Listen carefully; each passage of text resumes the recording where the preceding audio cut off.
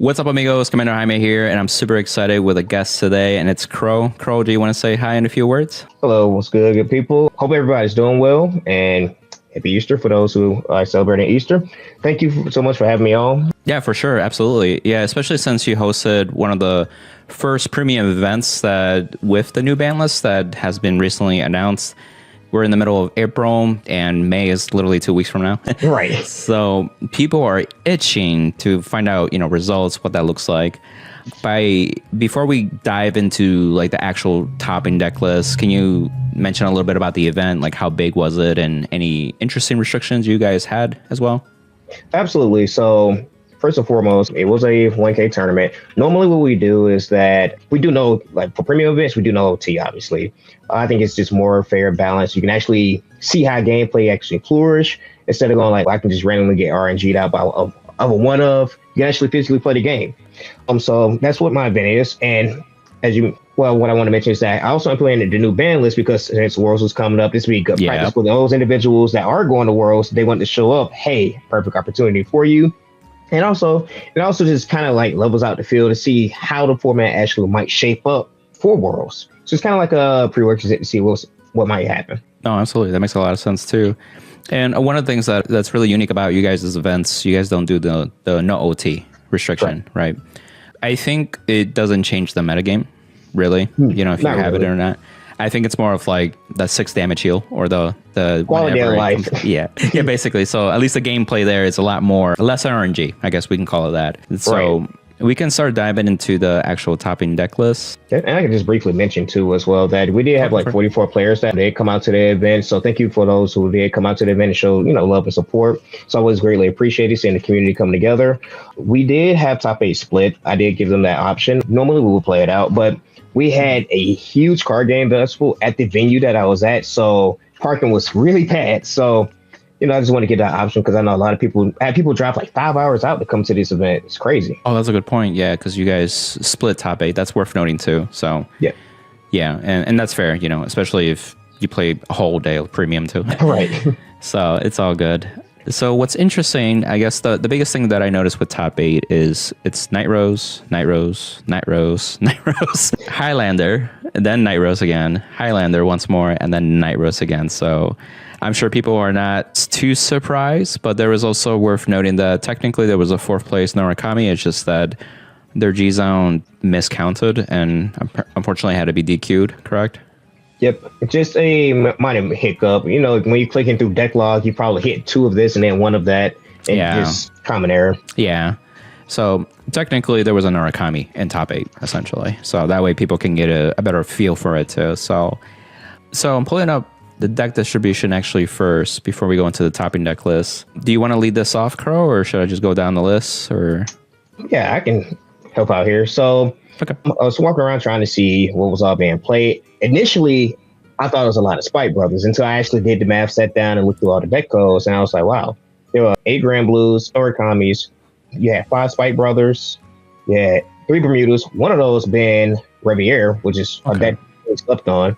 And then you had 3 Police, all those a Highlander. I think if you're playing Angel Geese, it was 3 Angel Geese, 2 OTT, which were the Ichi Popo Bill, 2 Link Joker, which was a crazy one. The Bao Glendios was kind of insane. Is that the one with 0 attack? Yes, and it matches the power of your Vanguard at the beginning of the battle. Yeah, Nathaniel was talking to me about that because it's good against Crest. It is. And then, of course, 2 Great Nature, 2 Shadow Paladin, none were Revenger, which was crazy. And then it was just random bunch. So, Clear Sword and 1 Luard. I was like, no Revenger? Crest Harry. 1 Crest Harry. Thank you for representing. Right. Right. The Musketeers too, and the Thavas. I see that. Yep. Thank you guys. So this kind of gave me like the Jewel Gotcha. So one thing you had mentioned outside of recording, what did you mention about the Grand Blue and the Bermuda to me? Oh yeah. So Grand Blue, because it was 8 of them. I thought it was actually more Spike Brothers that was in the field because that's what I kept seeing at first. But with Grand Blue, though, all of them actually had all the bills were Crest. But the thing is, with the Crest, all of them had different text bills or like ratios, which kind of made it interesting. Some were a bit more greedy. Some were a bit more reserved, if that makes sense. Like, make sure they have options for the field. They made that toolbox type Grand Blue, like how we had back in the days. True. No, it makes And sense. then with the Highlander, there was only 2 Highlanders that was in there, and both converted, which is crazy. That is insane too. So essentially 6 out of the Grand Blue converted, which is really good, and then 2 out of the 3 Bermuda Triangle converted, and 2 of them are the Highlander decks. Wow. Correct. That's really and good. as you see, Narukami actually had 6 tops, and only 1 technically converted, but because of the DQ, he actually got forfeited, of course, the decklog error, so unfortunately there was a DQ there, so that bumped up the Nightrose that was in 9th to 8th. Gotcha. We'll cover 2 of the Grand Blue lists, 1 of the Narukami, and then 2 of the Highlander as well. So we can... Do you want to transition there? Yeah, sounds good. So going into deck log, this is the first place. Love the deck name. Oops, I forgot Bell. And Narukami exists. yeah, no. There's also Gold Dragon, but looks like he's not playing. He or she is not playing this. But it looks pretty what you expect. Like 3 Columbar, Jesse, Greeche, Ghost Ship, and the Crest, obviously. Right. Interesting pick on Navigator. I'm not sure if you get a chance to saw that in action, Crow. Right. Actually seen one person. Actually, yes, this is actually the player. I believe this is the person that was in first, if I'm not mistaken. Yes. Yes, actually they did see use the Navigator, which I can kind of speak on that a little bit. Yeah, this is actually a really good idea, especially in the type of meta that we're in now. It's a go on second meta, essentially, especially if you're playing a Crest deck and if Nightrose is considered the best deck in format. Yeah. If you are forced to go first, you're already playing semi behind because you're allowing your opponent to get the first shot. Well, what Navigator actually does is that it allows you to go ahead and hyper mirror your deck some, so that way you can start, if you get the middle like the Frunge and like other like such, you can actually set up your drop zone with your Jesse and your Ghost Ship a little bit earlier, so that way you can actually grade 2 game your opponent a bit more compared to them having a hard draw my column bar. Well, I guess not. True. No, And then, really of course, good. with the bones, you can recycle the bones back and then go ahead and, start calling out the other pieces that you need to kind of get the tempo in your favor. Yeah, absolutely. Plus, like, if you're going first, you get your protect marker, you try to do what you can, maybe get a grade 3 heal so you can G-guard, and then in the follow-up turn, Obadiah is a little bit better, but if you can just go straight into Bad Bounty or something else, then that's preferred. Exactly. Especially if your Crest is decent going into it. So that actually makes sense. Revisiting Navigator is pretty good, especially if you could just tech 1 and you could just search it with Columbard, 2 Necrobone, the 1 Hanoli for sure, and everything else looks pretty what you standard expect. for the most part. Yep. And then we can go to the next one. Yep, I just realized that. Geez, I don't think is there a Negro mode in there. It's kind of interesting. Go back. You're right. They're playing Deep Corpse instead. Oh, that would make sense with the Navigator, actually. Yeah. If they're going for the mill, hyper mill, yeah, why not? That's a good point. That's a really good idea. Yeah, because the Negro mode, it immediately turns into like a 30k shield because it gets 5k for for the first 5 and then the first 10 and then the first 15. Yeah. But what I was saying with Deep Corpse, you mill 2 as cost. So you're setting up your drop zone even more. I think that's why. Because I'm assuming they're playing this, and they're playing 2. So their build is actually meant for actually going first. Now that I'm looking at it a bit more. So maybe they can double G-Guard, double Deep Corpse too if they really want to. Okay. Wow. That's a good idea. That's a really good idea. Big brain. Good job. And that's why I got first. Yeah, exactly. No skill trigger today. That's hilarious. So this guy was playing the Gold Dragon, which is good. And there was, you said 6 Narukami or 5 Narukami? One of those? There were 5 Narukami. Yeah, so I wonder if that came up. Actually, 6 Narukami. 2 Columbard? Interesting. So I've actually been looking over a lot of these lists, and most builds, especially and nowadays, even if you look back at last format, most people are on the 2 column bars because you had to make space for the Crest, obviously. So you had to make you had to make cuts, and a lot of times you're getting damage or not anyway. So when you're riding when you have to ride onto your column bar and you have no damage, it's like, okay, cool, I'm riding the vanilla. And then after that, it make column bar on your turn 3, assuming that you're striding. Make sure that severely works because it's like you no longer need it. It's a dead card in your deck because now your big old die is actually going to mill the cards that you actually need manually. Yeah, because at that point, you're already going into big Obadiah. Yeah, exactly. Makes sense. The guy Rajula, wonder if they're worried about certain Denial Griffin, I guess? Yeah, I mean, that makes sense because, again, Narukami is a thing, and there are different builds of Narukami running around too, which is kind of crazy because you had you had a couple of rod skips. The sweep command build, yeah. Yep, you had Pure Vanquisher, you had the Rod Skill, Descended play, and the Sweet Command. You had the pure version of Sweet Command. So yeah, it was a lot. That makes sense, yeah. Because this doesn't really stop Oriana in the mirror match, and you don't have to worry about Cannoneer anymore. Harry, if they even play Gruesome, or well, technically Harry can set up with V Harry, but it takes maybe a little bit longer, just because it's so many pieces involved. But yeah, right, you can't chimera them. Right, because they have to choose, and that's the only center regard in that column. They can't actually choose the chimera. They'll have to choose the Ursula. Right. So, and they're playing the Forbidon as well, and then the that card is huge. Yes, Nathaniel is saying that this is a MVP card for him. Yeah. So just so food for thought for all the players that's out there. If you're actually looking at this card here, this card single-handedly wins you the mirror match, especially if your opponent misses Crest. And then on top of that, this makes sure Hellheart 8 matchup so much more easier, because you can just manually mill it out and add it to hand with the Greed Shade. And once you play it out, once they start Hellheart 8 looping you, every time they would call a front row card, you're gaining an additional 5k. And then this is also assuming that you don't hit defensive triggers. So defensive triggers on top of the watermelon 5k that you keep gaining, you're essentially getting over those markers. Yeah, eventually they can't even hit at that point. Exactly. No, it's really good. MVP. And then looking into the G zone looks pretty standard. They're also playing the Deep Corpse. I think that's a really good idea, just to get more cards into the drop zone.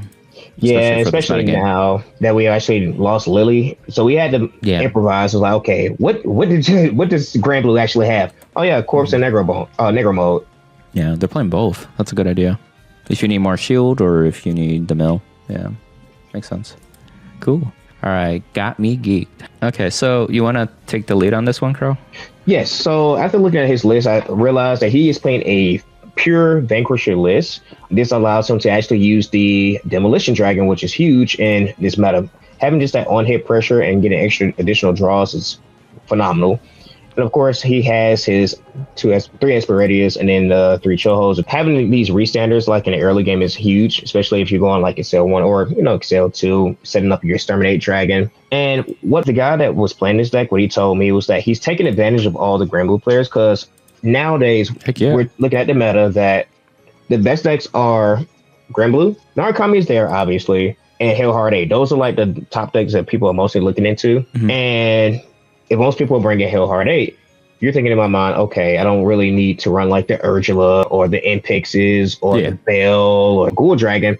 He was like, those people that forget that this get punished. Free real estate, basically. Good luck playing the game. Yeah.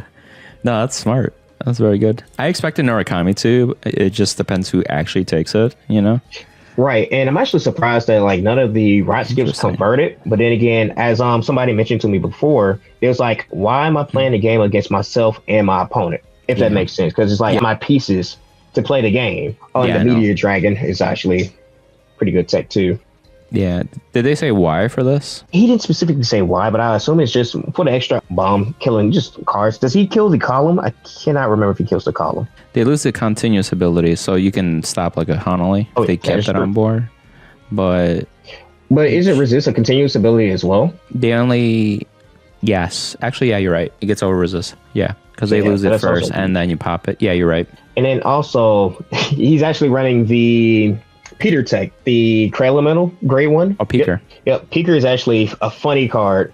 So this actually helps your Vanguard become a 13k base or a 15k base if you have double setup. Is that how that works? Yep. Because it's it's when it attacks both trigger. Now, okay, got it. That makes sense. Oh, that's pretty nutty. And then you got the GB2 as well. Yep. So you just make yourself a big body. Oh, I like this. This is smart. Anything else you want to note, or? So for the most part, just look like he ran everything's pretty standard for the most part. Of course, you have your Superior Strider. You go first, you go into the Zoran, and then he only runs 2 Exterminate, which is kind of crazy, but then that's understandable though, to be honest. Wait, hold on. Is that 3 copies of? Well, remember, he was the one that got DQ'd. Was that the error? No, the error that I had seen was the G guards. So I guess that might have been the error, because I was still going through this stuff because it was a 2-2 split. I see what the error was now. He put in 3 Zorans and set up 2 because the one of G guard should have been at 2. Yeah, I would agree. This one's really good on top of Impede. And then he plays also already 2 Borak on top of that. So yeah, I could see that. So yeah, so that's where the pretty solid build. So I can see why I converted for sure. And then on top of that, having access to, you might as well say 7 heals because he's running 3 copies of the Grade 1 Hill Guard as well in the deck. And That's also to right. know, yep. Yeah. And also just to note too that he's also running the OG Stride Fighter instead of the top 5 searcher as well. So I guess he's not too concerned in trying to find the heals.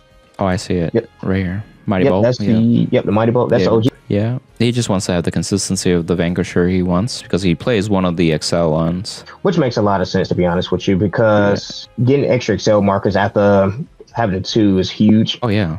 Especially with Esperidias and Choos. Yeah, like it's GG. So the list is actually really solid, to be honest with you. I think I can see why this deck converted. Being able to have the Peeker to make yourself like a 13 or 15k body on top of the GB2 skill, having the consistency of you can ride up and have a turn 3 compared to most decks where they go turn 3, do nothing. Yeah. And you're in a meta now where most or the best decks, which would be Grand Blue, want to go second. And just Crest decks in general want to go second. So now you're able to capitalize on that and punish them for that gameplay. Yeah, I would not be surprised seeing Murakami still later on. Oh, yeah. Yep, for sure. Here, let's go to the Highlander ones. So, yeah, you got to. Discount tuna. All right, so Highlander has a lot of 1-ofs. Help me see which ones may be worth noting. I haven't seen this recently. Okay, so, yeah, that came out in the last Lyrical set that they had on top of the other Grade 2 that's next to it. So, the whole purpose of this card is when a card is bounced back and this card is called, and this card is on your board, it gains the boost ability. So if you're going into your Helltrotter play, this is another way to actually set up a booster behind like the Vanguard or the Rigard. Yeah. So you get to call 2 bodies, but you get to call an additional body off the Raindear once you have to discard for the cost, or even off the Helltrotter for the cost. All right, yeah, that makes sense. Because the other alternative is like a Justine, right? Yeah, correct. Sense. So it's just a better which they are playing Justine. Yep. So just having more ways to get more bodies on the board and just have boosters also help. Also, they still run the what is that card called? Sienna package. That's what it is. I saw it up here. There's the Grade 2 version. Yep, and they also have the Grade 1. I'm actually shocked because I've seen some people actually opt to run the full-blown package of it because another Grade 2 they have that does the same thing as well. On place, bounce one of your opponent cards, and then the Puma, for their GB1, just another way to get your guys on the board. So that way you can do like your board disruption in place. This realistically is the only deck outside of Murakami that actually has true board disruption during your opponent's battle phase as well. True. To keep that in mind, that Highlander is one of those decks that are slept on, but I think a lot of people don't trust the deck due to the sheer fact that it's like a gotcha game. It's like, did I see my did I high roll and see my pieces? Yes. Yeah. Okay. I'm playing the best deck in the format. Did I, off my top 10, did I see any of my pieces? No. Well, I guess I'm playing the worst deck in the format. Yeah, basically. It makes sense, too. Plus, if you're a player that really enjoys this deck, then, yeah, I could see you playing really well with this deck. Right, and the deck is actually pretty consistent for the most part of what it wants to do, but it's just more so the initial game plan of playing the deck itself is just naturally kind of high rolly. Like, if you see off your top 10, if you see broken, amazing. If not, then it's like, okay, we can still play the game, but it's very suboptimal. And also the best thing about this deck too, because we're in one of those formats where you want to go second, you can actually do a ride down play as well with this deck too. Kind of like how we did back in 2022. That's a good point. Yeah, you can ride down with. Because the grade 2 that you had pointed to earlier, the dog, is also a Soul Blast cost. So you can Soul Blast out the Raindear with that. You can Soul Blast with the other Grade 2 as well. Can't remember. Yep, that one right there that you had the icon. Wow, you're right. That's so good. Yeah. Wow. I can see ride down plays being a thing again. Yeah, makes sense. Their G-Zone looks pretty standard. Standard for the most part. Yeah, I mean, Helltrotter is really good. And then you got your generic Restander if you need to. And Lane Joker outside of Helltrotter as well. Right. Do only have one? Oh, right. It's because Highlander. It's just you don't have Loris. Right, exactly. Right, it's just a place filler, to be honest with you. It's nothing really... Actually, 2. Yeah. Triple. Wow. Okay. Triple is good. So keep in mind that Tom is technically still a thing. It's not dead. It's just not as great, but people still play their deck. It's also good too. Yeah. And then also the Citron also allows you to. They have a lot of hand traps in Highlander, so just being able to hit those bodies on board. Yeah. Whether it's the Jigar or the Pumo. Yeah, the Pumo is really good. Are they playing the Grade 1 V promo? The one that lets you G-Guard? It doesn't look like it. That's actually interesting now that you pointed that out. I don't see it in the list. No, I don't. I mean, so I get it. Oh, go ahead. I see what it cut is. The Reese's is where they had the place filler in. So technically, in my personal list for Highlander, I cut this card for the grade 1 Hill Guard. Okay. But this also makes sense too, because like I mentioned earlier, the reason why you have triple Citron is because you run a bunch of hand traps. And this is one of your hand traps as well. Making yourself a 23k body on your opponent's turn is also really huge as well, especially if you're going against like the Hellheart 8. Pop something. Yeah, you're right. And you can also have ways to bounce it back as well with the other G Guard, and then you can call it back out again. Yep. Yeah, you'll bounce it back and then maybe call something and then G Guard again. Yeah, that makes sense. Or even just have a Pulmo if you have it in hand on top of that. Yep. Cool. Exactly. Let's go to the next list. So the next Highlander build. Already off the bat, I already see something that's completely different. The first grade 4. Okay. I wasn't sure if it was an alternate art. No. So this card came out a while back. This one is very niche. The restand doesn't come up very often, the additional restand on it, but it's really good for recycling back pieces. So let's say that you start hard drawing all your grade 4s and now or grade 3s, and you're forced to like have to either ditch them for stride, ditch them for like PG costs. This allows you to actually recycle those back into your deck, so it prevents deck out. And on top of that, being able to recycle the pieces, that way you can actually hit your combo cards or your important grade 4s that you need. Yeah, that makes sense. I think it's a good option to have for sure. Yep, and then he also run the other grade 3 that was right next to Raindear. Can I remember her name? This one? So this is also something that's completely different from the other build as well. So this is like a mini Laura in a sense, where you search top 7. If they have different names, you get to call 2. Laura gets called an entire board. She only costs 2. So it's like a more discount version of it. But again, being able to build a board, it's also huge. Being able to hit any of your other combo cards, like Aqua. Yeah. And so on and so forth. Sister Code, just to help recycle pieces. And just being able to aggro your opponent. So you can go Rigard, Vanguard. And if you hit this off the top 10, you get to call another 2 more Rigards, whether it's a column or, 2 different lanes. And you get to go Rigard, Vanguard again. Yeah. More attacks. Yep. And is this one different? That is yes, small. That is. So this is just another way to help set up for the ride down play as well. Yes, I can zoom in. Okay. This helps set up a ride down and get a draw cards. Wow. And Soul Blast 3 to draw 2. Oh, because you Soul Blast. I see. Yep. I gotcha. And you get power draw cards. So even better. Also, the Shizuku grade 1 as well is actually different. This one? Yep. Yeah, I haven't seen this in a while. I mean, it's good to find your grade 3s and stuff. If that's the goal, right? Like Highlander is one of those. Maybe you can search for the heal, right? The heals. Yes. I wonder if that's just more consistency to grab the heal. Grab the heal, grab additional reindeers. So could be a thing. And that's another thing. The Pearl Sisters are actually in this list. When we looked at the previous list, there was 0 Pearl Sisters. This list actually runs the Pearl Sisters. Not the Pearl Sister. Where is she? There it is. Yep, right there. Yeah, yeah, for more crit and power. Yep. So after talking to like a lot of Highlander players and myself included, we actually decided to cut the Pearl Sisters because it's like if you have to ride one or you damage one, you just run a vanilla card in your deck. I'd rather put more good pieces in to actually play the game with. Yeah. Right. Just more utility. Yeah. Caliburn. Oh, that's actually interesting. Caliburn. So Caliburn is a really good card. It's I agree. Drawing 2 cards is always really good. And then on top of that, being able to use the counter charge, because you don't necessarily run out of CB in Highlander, but if you're actually blowing through a lot of your counter blasts, or let's just say you need soul, because you can run out of soul in that deck from time to time as well. This helps refund soul, refunds your counter charge, or just drawing 2 cards that help you kind of dig in your deck for like more shield or the sanctitude and things of that nature as well. I think Caliburn is actually really good. I've been noticing a lot of decks just in general in the format have been opting more for the Caliburn over like the Angel Ladder now, especially since Angel Ladder is a little bit weaker in the format because there's not a lot of board disruption. I think this is a better substitute. Yeah, especially if a certain deck needs a certain sequencing of units to attack. That's where they appreciate bracing more. But if the deck is more flexible on dealing with those situations, then Caliburn would be like my next thought too. Right, and as we had mentioned earlier, the only 2, Forbidal too.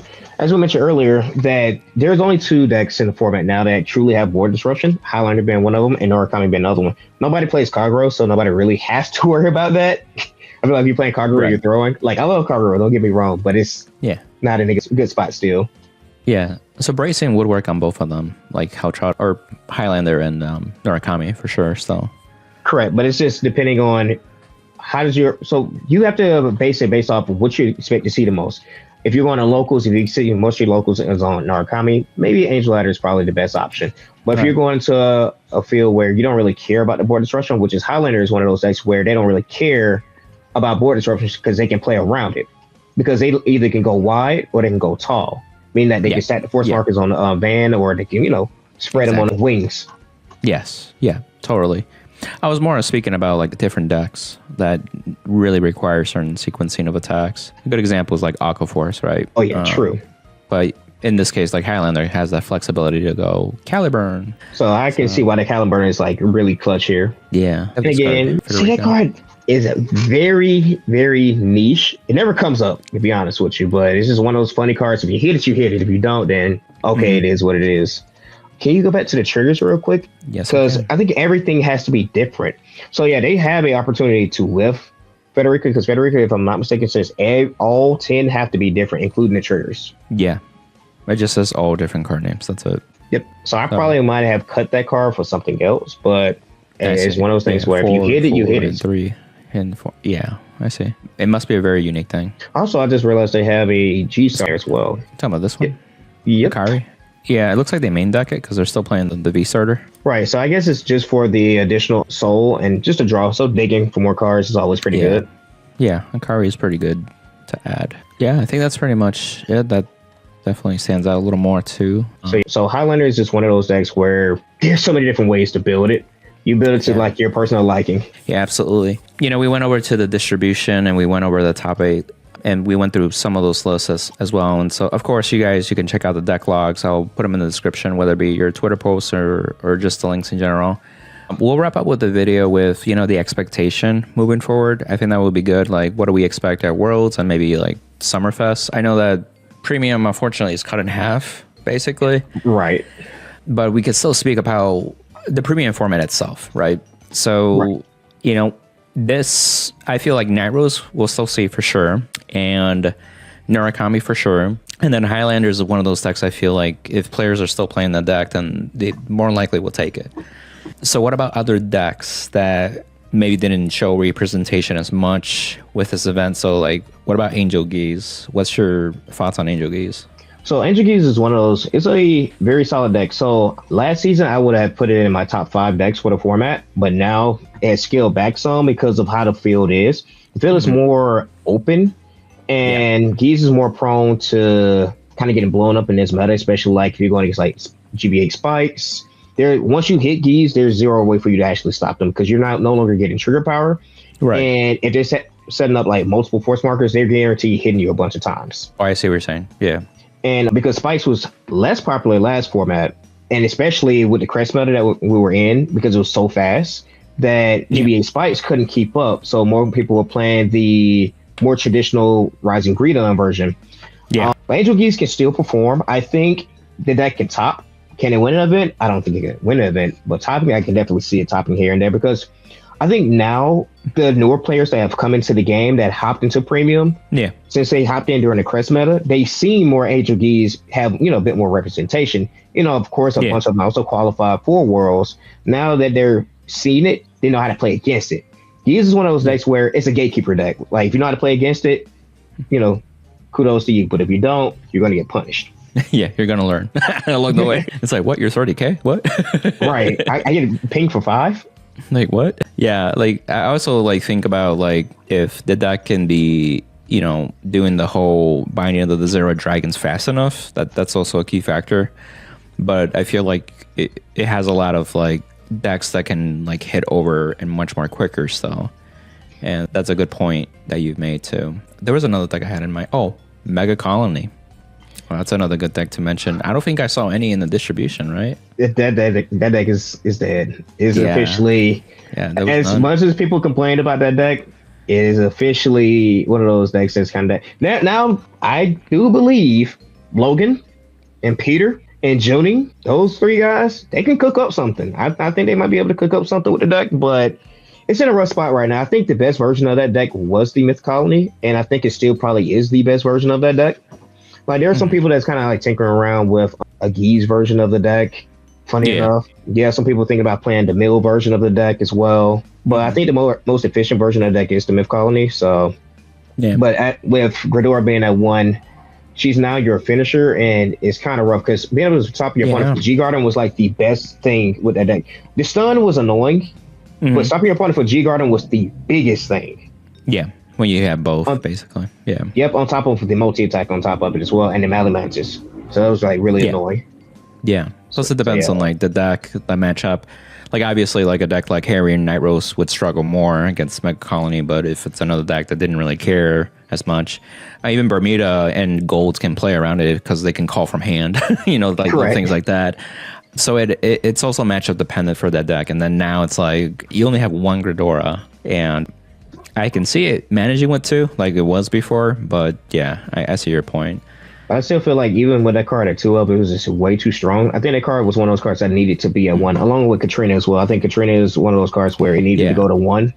And I would say go ahead. Yeah, I don't think Neonectar is dead. Yeah. That was my token. My fault. Yeah, the token rush is definitely dead for sure. Like the one with the Inez and Yoni Bill.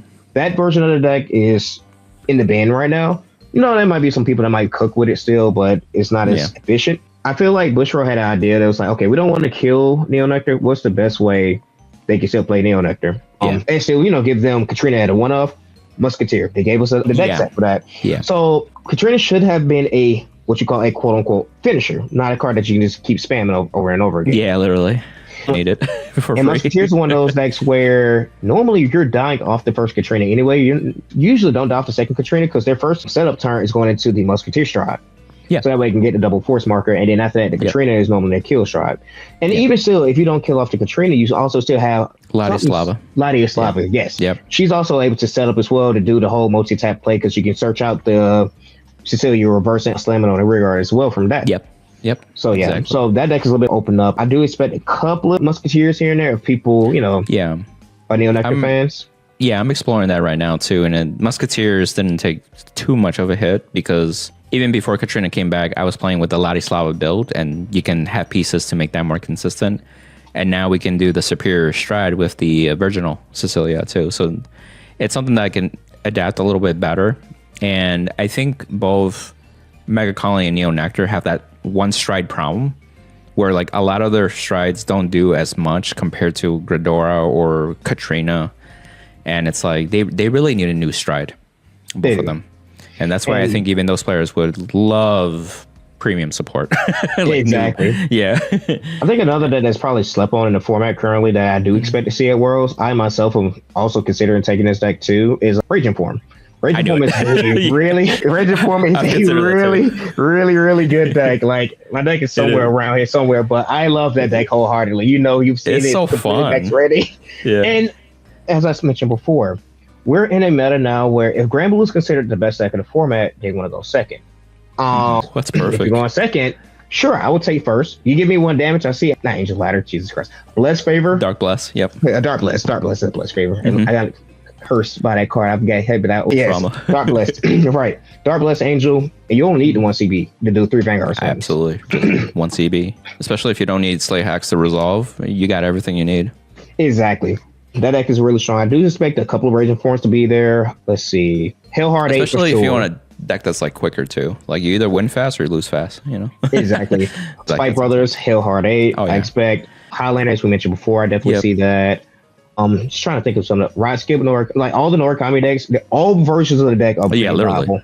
Yeah. Like, which is pretty cool for having some choice and variety in Norikami. Yep. Exactly. There are going to be a couple of Link Jokers out there. I'm expecting a couple of Deleter Messiahs. Again, the format is so open. Yeah. But what I think personally will take Worlds will be one of, I'll try and give you 3. Sure. Granblue, Hellheart 8. And funny enough, I'll probably say Highlander because Highlander is just one of those decks where it kind of loses to itself and it has a 50-50 matchup across the board in general. And being having access to the ride down play is really strong. And on top of that, if you hit Laura, you kind of like auto win the game. That card's unfair, especially if you're going first. I can see that. And having like board disruption too is like really strong as well. It really is.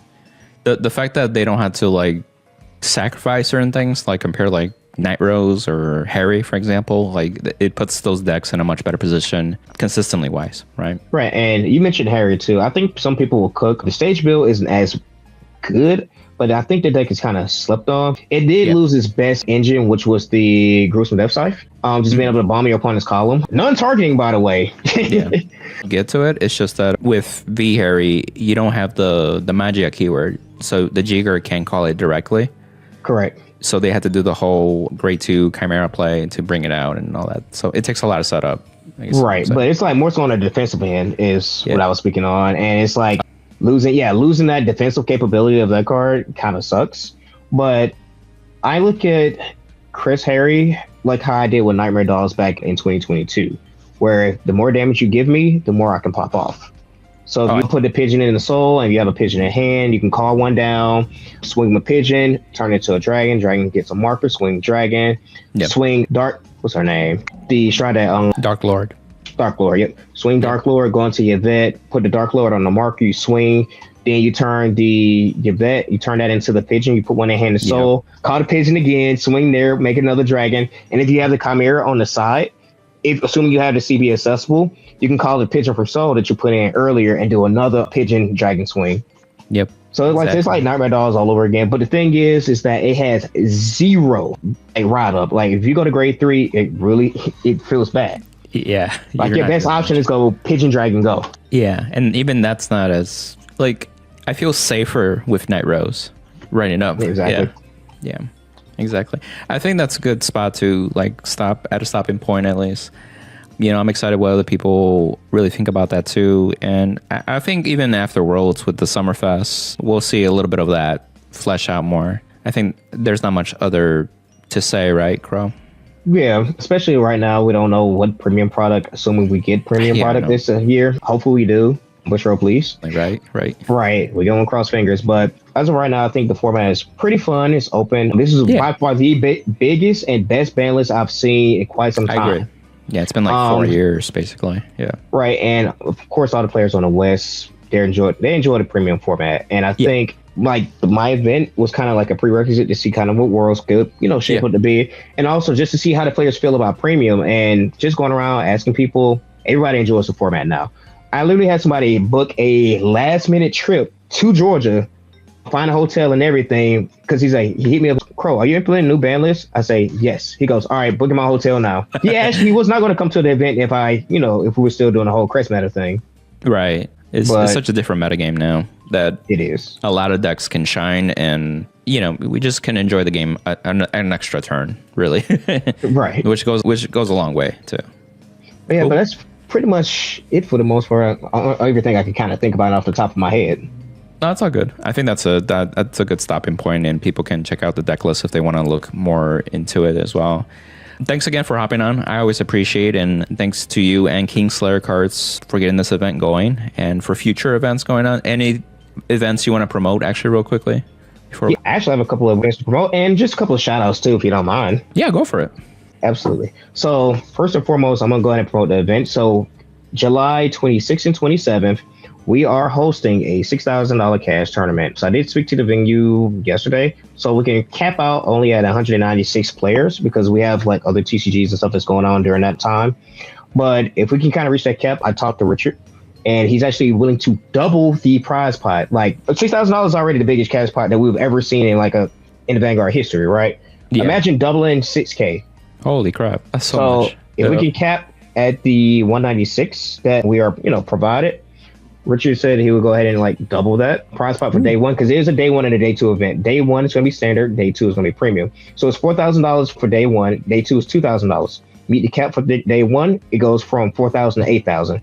If we get 100 players for premium, which I think we can breach, I got 45. Yeah. That's easily reachable. That 2,000 goes to 4,000. That's so good. So just keep that in mind, guys. If you come out to the event, July 26, 27, you see it posted on my Twitter, Kingslayer Cards, Facebook, Twitter page. We're trying to post everywhere. Richard himself and some of the Kingslayer guys were tuning it everywhere. As of right now, that's the only event that we have planned. We do have more future events planned later on, but right now we got to see how Bushiroad's schedule is going to look for the BCS season. But lastly, just some shout outs. Shout out to my sponsor, Kingslayer Cards. Shout out to you, Jaime, as well, for having me on. I appreciate it. As well. Shout out to everybody that came out to the event. Just the Vanguard community in general. You guys, without you all, I could not host these events. Again, this process was never meant to be. You guys made it what it is, and I greatly appreciate that. And also, shout out to Dueling Guard as well. They did a phenomenal job. They showed up. They helped with some of the door prizing as well. And of course, give us stuff out in the first place. So please be sure to check out some of that stuff.